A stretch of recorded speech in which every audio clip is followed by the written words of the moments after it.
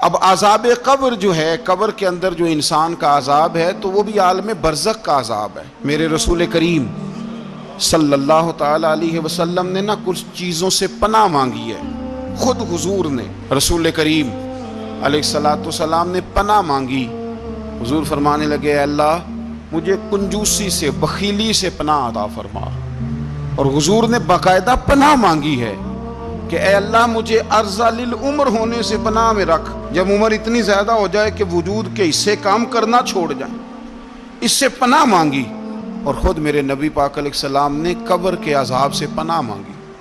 یہ تعلیم امت کے لیے کہ تم بھی پناہ مانگو عذاب قبر سے۔ قبر کا عذاب برحق ہے، قبر کے لیے تیاری کر کے رکھنا، اپنی قبر کو یاد رکھنا، مر جانے کو یاد رکھنا۔ حضرت سعد بن معاذ رضی اللہ تعالیٰ عنہ کا جب جنازہ تھا تو صحابہ کرام فرماتے ہیں حضور نے نماز جنازہ کی امامت فرمائی تو قبر کے تیار ہونے میں کچھ دیر تھی، تو رسول کریم صلی اللہ علیہ وسلم زمین پر بیٹھ گئے اور ایک لکڑی سے حضور زمین کوریدنے لگے۔ ہم وہ انتظار تھے کہ اللہ کے رسول صلی اللہ علیہ وسلم سر مبارک اٹھائیں، ہمیں کو نصیحت کریں۔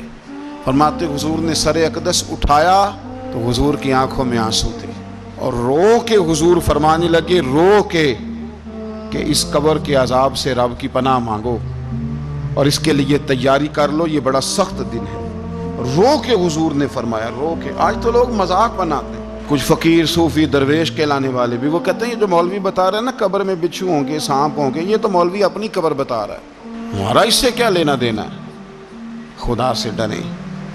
وہ چیزیں جو احادیث مبارکہ میں آ گئیں، جس سے نبی پاک نے ہمیں ڈرایا، ہمیں سمجھایا، آپ اس تنبیہ کو، اس نصیحت کو آپ اس رنگ میں لیں گے کہ مذاق بنایا جائے گا دین کا، بجائے اس کے کہ اس سے ڈرا جائے۔ حضرت سیدنا براء بن عازب رضی اللہ تعالیٰ عنہ ارشاد فرماتے ہیں کہ میں نے نبی پاک صلی اللہ تعالیٰ علیہ وآلہ وسلم سے خود اس بات کو سنا ہے، خود رسول کریم صلی اللہ علیہ وسلم نے فرمایا۔ حضرت زید بن ثابت رضی اللہ تعالیٰ عنہ بھی اس بات کے راوی ہیں، فرماتے ہم جا رہے تھے تو 5-6 قبریں تھیں، تو حضور نے فرمایا کن کی قبریں؟ ہم نے عرض کی یا رسول اللہ صلی اللہ علیہ وسلم یہ کافروں کی قبریں، یہ صحیح مسلم میں حدیث موجود ہے، کفار کی قبریں۔ تو اللہ کے رسول صلی اللہ علیہ وسلم فرمانے لگے، ذرا حدیث کے لفظوں پہ غور کرنا، حضور فرمانے لگے اگر مجھے ڈر نہ ہوتا کہ تم اپنے مردوں کو دفن کرنا چھوڑ دو گے، اگر مجھے اس بات کا ڈر نہ ہوتا کہ تم اپنے لوگوں کو، مرنے والوں کو قبروں میں دفن کرنا چھوڑ دو گے، اگر یہ مجھے ڈر نہ ہوتا تو میں سناتا کہ قبر کے اندر کس طرح عذاب ہوتا ہے۔ تمہیں دنیا میں رہ کے میں سناتا، پر ڈر ہے کہ کہیں تم اپنے مرنے والوں کو قبروں میں دفن کرنا چھوڑ ہی نہ دو، اس لیے میں تمہیں یہ بات نہیں بتاتا۔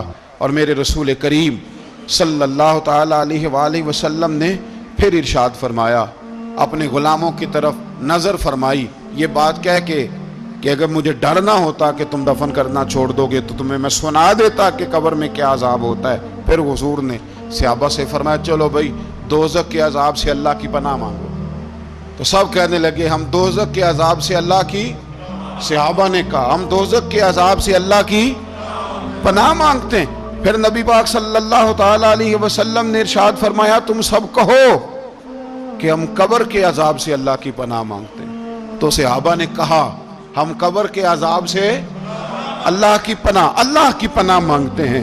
پھر میرے رسول پاک علیہ الصلوۃ والسلام نے فرمایا تم کہو، سارے یہ کہو کہ ہم ظاہری اور باطنی فتنوں سے اللہ کی پناہ مانگتے ہیں۔ تو صحابہ نے کہا کہ ہم ظاہری اور باطنی فتنوں سے اللہ کی پناہ مانگتے ہیں۔ پھر میرے محبوب علیہ السلام نے فرمایا تم کہو کہ ہم دجال کے فتنے سے اللہ کی پناہ مانگتے ہیں۔